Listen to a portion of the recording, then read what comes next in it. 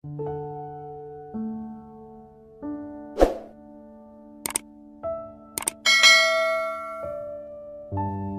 itu, hujan turun deras. Pak Wiryo duduk di sudut kamar, menatap ponselnya yang terus bergetar. Terdengar suara telepon yang mendesak, mengusik keheningan yang biasa menemaninya. Suara di ujung sana berat dan terputus-putus, memberitakan kabar yang tak pernah ia bayangkan seumur hidupnya. "Maaf, Pak, kami sudah melakukan yang terbaik, tetapi anak dan menantu Bapak tidak bisa diselamatkan." Kata-kata itu menggema di telinganya, menyisakan jeda panjang yang membuat napasnya tercekat. Ponsel di tangannya hampir terlepas, tubuhnya bergetar seperti daun digoyang angin. Beberapa jam kemudian, ia berdiri di depan ruang jenazah rumah sakit. Udara di sana dingin, menusuk hingga ke tulang. Di dalam ruangan itu, tubuh anak laki-lakinya, Arman, dan menantunya, Sari, terbaring kaku di atas ranjang baja. Wajah mereka yang dulu ceria kini dipenuhi luka, seakan mengisahkan tragedi yang merenggut mereka. Pak Wiryo menahan napas, menatap anak-anaknya yang kini telah tiada. "Arman, Sari, kenapa kalian meninggalkan saya secepat ini?" bisiknya, seolah mengharap jawaban dari keheningan. Di luar ruangan, 3 cucunya duduk berjejer di kursi ruang tunggu. Raka, si sulung, mencoba terlihat tegar meski matanya memerah dan tangannya terkepal erat. Dara, gadis kecil berusia 12 tahun, menangis terisak, memeluk boneka lusuh yang tak pernah ia lepaskan. Sedangkan Adit, si bungsu yang baru berusia 5 tahun, hanya memandang kosong ke arah pintu ruang jenazah, tak sepenuhnya memahami apa yang sedang terjadi. Pak Wiryo mendekati mereka perlahan, mencoba menenangkan hati yang kacau, tetapi tubuhnya terasa lemah.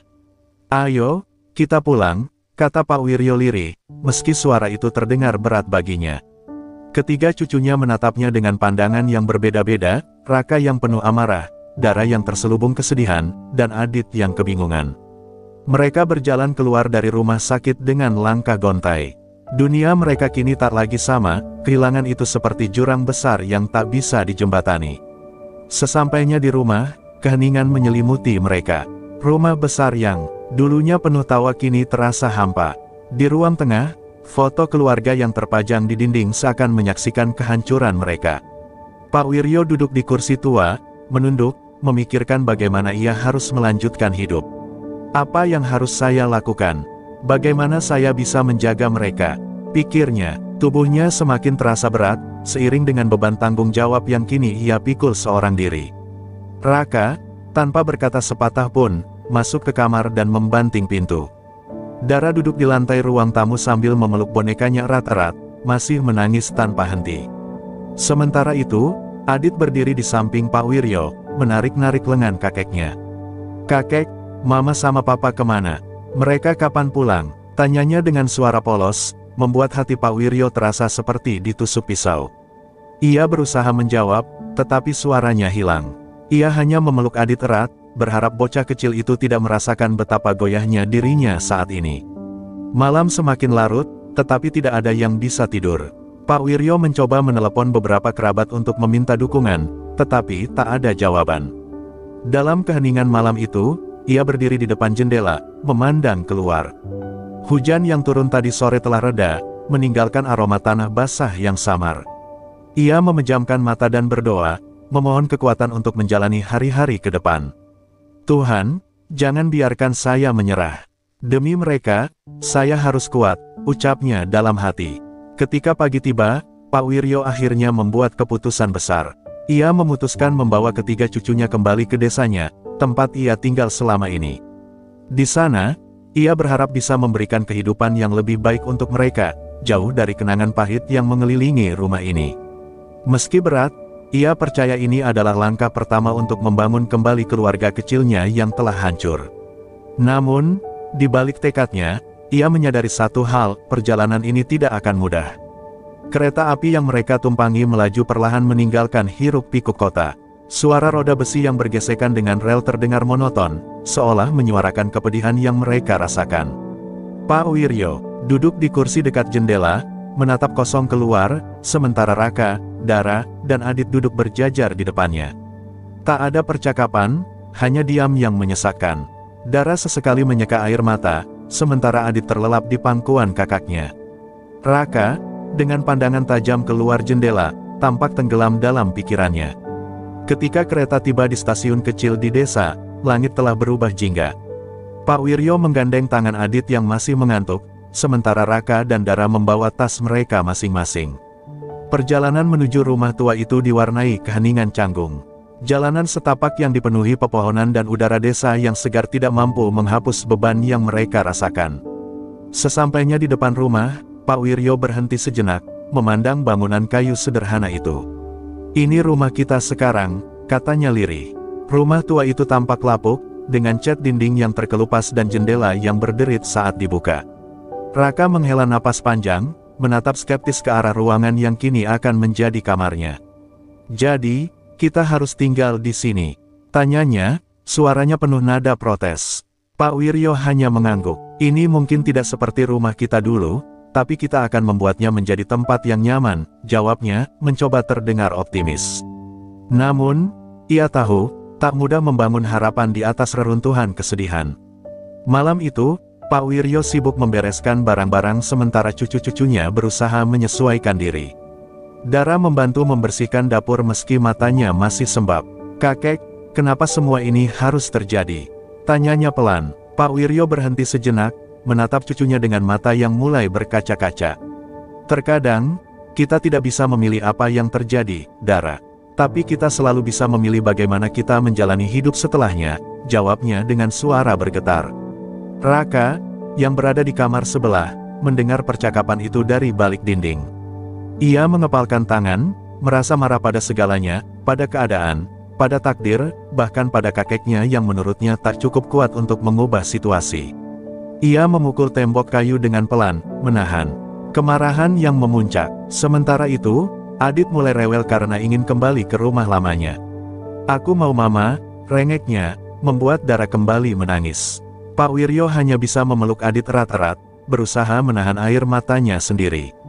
Malam berlalu dalam keheningan. Pak Wiryo duduk di beranda, memandangi bulan yang muncul di balik awan. Ia memejamkan mata, mencoba mencari kekuatan untuk menghadapi hari-hari ke depan. Ingatannya melayang pada masa-masa ketika rumah ini dulu penuh tawa, suara Arman kecil yang berlari-larian di pekarangan, suara istrinya yang memanggil dari dapur. Semua itu kini tinggal bayangan. Ia membuka matanya perlahan, memandang ke arah kamar cucu-cucunya. "Kalian adalah alasan saya untuk tetap bertahan," gumamnya pelan. Keesokan harinya, pagi di desa menyapa dengan sinar matahari yang hangat dan kicauan burung. Pak Wiryo bangun lebih awal, memulai hari dengan menyapu halaman. Raka keluar dari kamarnya dengan wajah masam, jelas menunjukkan ketidaknyamanan dengan kehidupan desa. "Apa kita akan terus seperti ini?"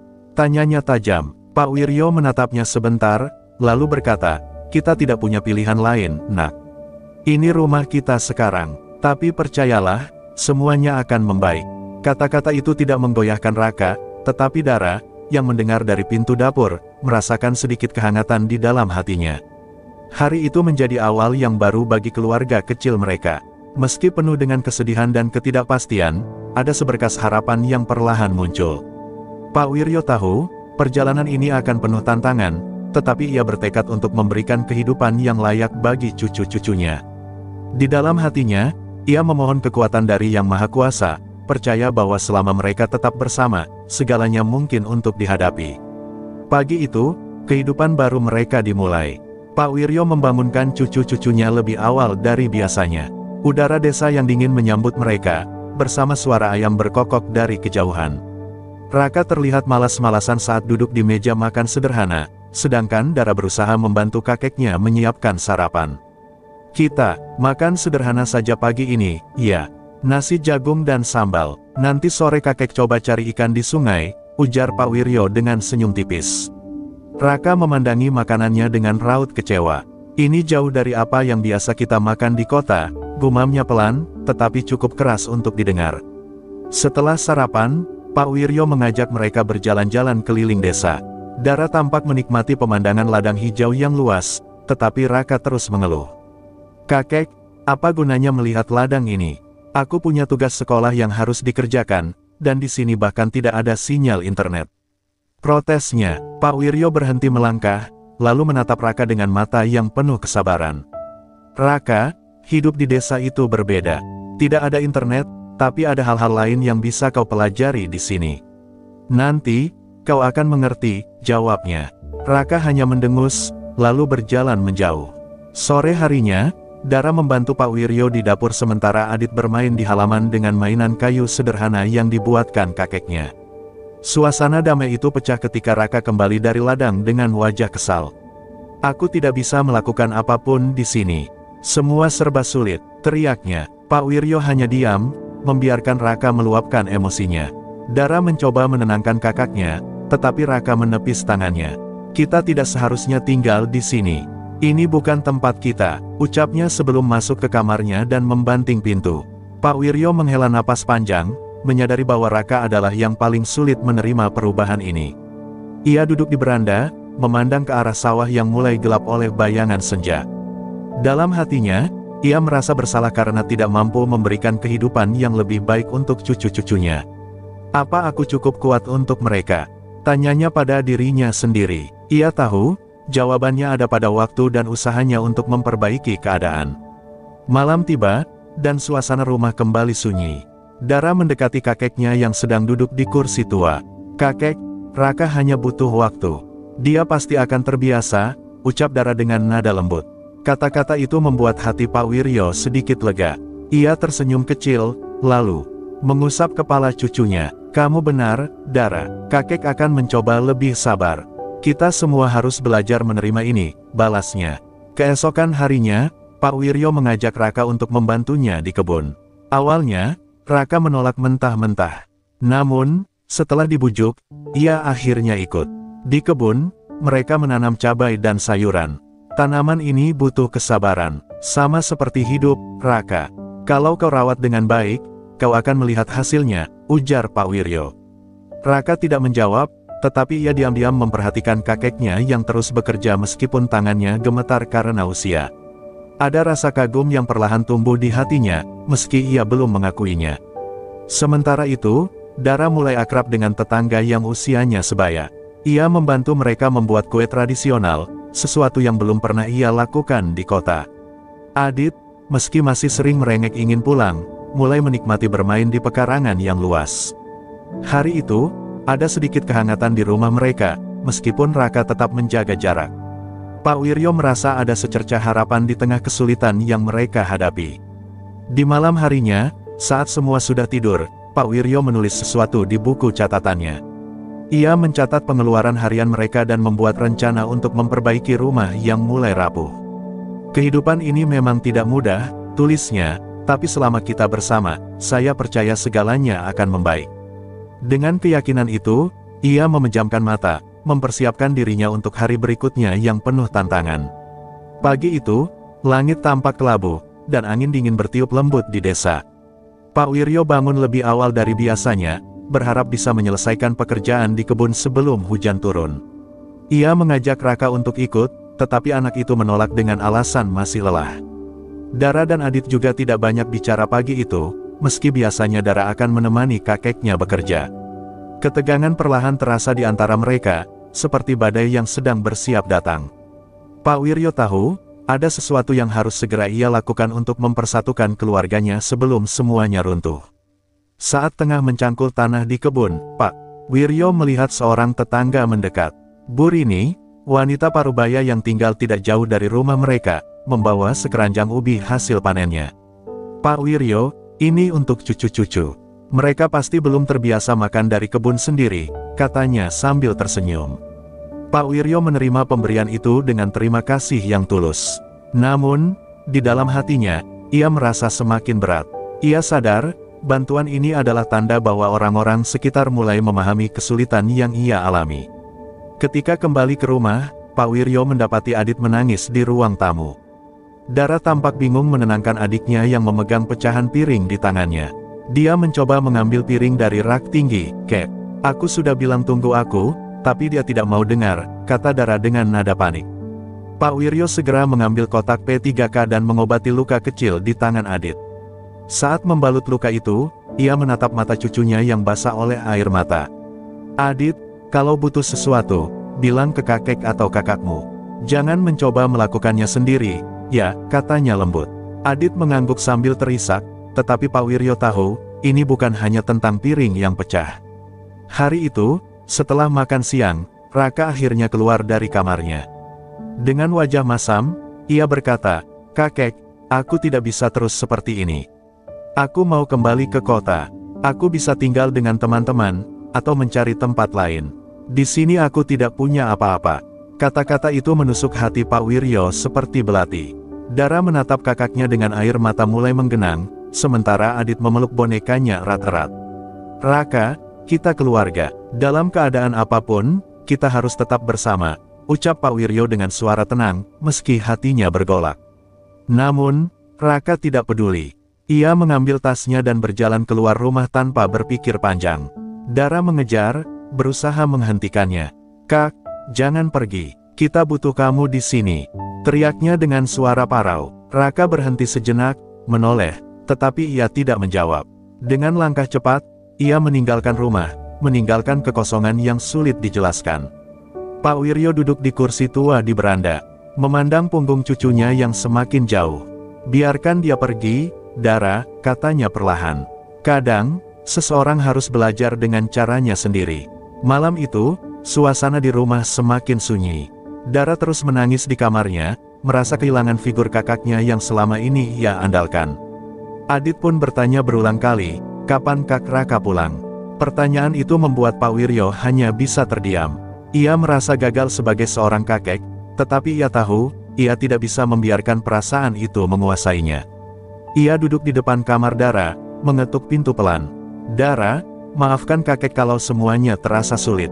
Tapi kita harus percaya, Raka pasti akan kembali." Beberapa hari berlalu tanpa kabar dari Raka.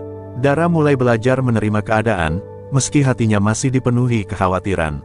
Pak Wiryo mencoba menjaga suasana rumah tetap tenang. Ia mengajak Dara dan Adit membantu di kebun, sekaligus mengajari mereka cara menanam dan merawat tanaman. "Hidup ini seperti tanaman," katanya suatu sore.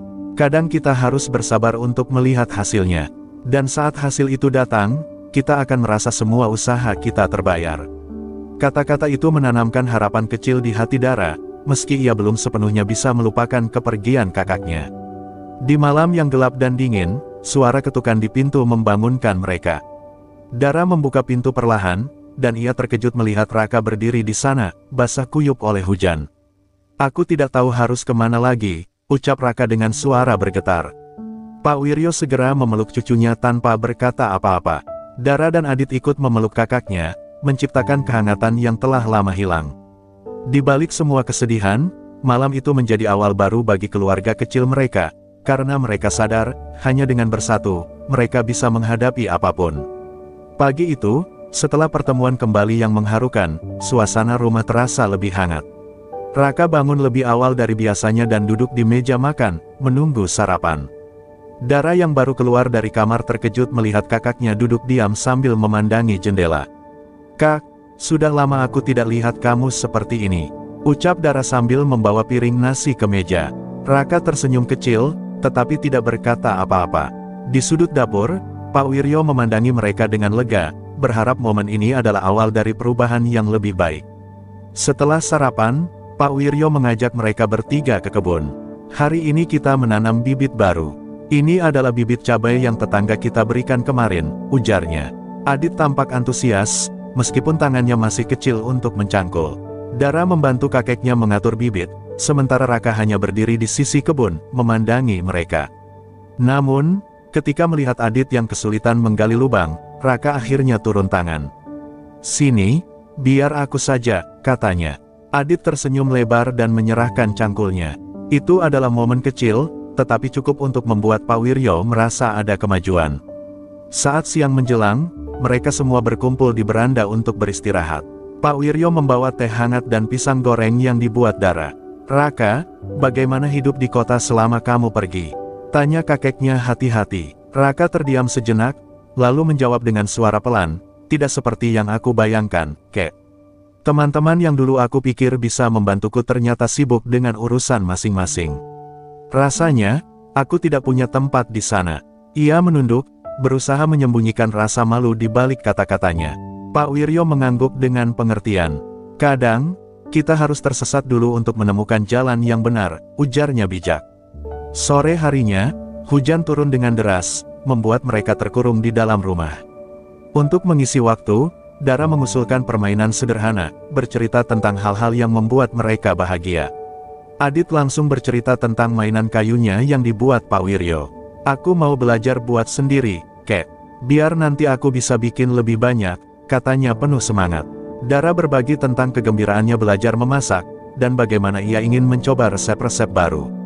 Ketika giliran Raka tiba, ia terdiam lama. Aku belum tahu apa yang membuatku bahagia, katanya akhirnya. Tapi aku ingin mencoba menemukannya di sini. Jawaban itu membuat mereka semua tersenyum. Malam itu, setelah hujan reda, Pak Wiryo mengajak mereka duduk di luar, di bawah langit yang cerah bertabur bintang. Lihat langit ini, katanya sambil menunjuk ke atas. Setiap bintang punya tempatnya sendiri, meskipun terlihat jauh dan sendirian. Tapi bersama-sama, mereka membuat langit jadi indah. Kata-kata itu membuat Dara dan Adit mengangguk setuju. Raka, yang biasanya sinis terhadap nasihat kakeknya, kali ini hanya terdiam sambil memandangi langit. Ia mulai menyadari, mungkin ada kebenaran dalam kata-kata itu.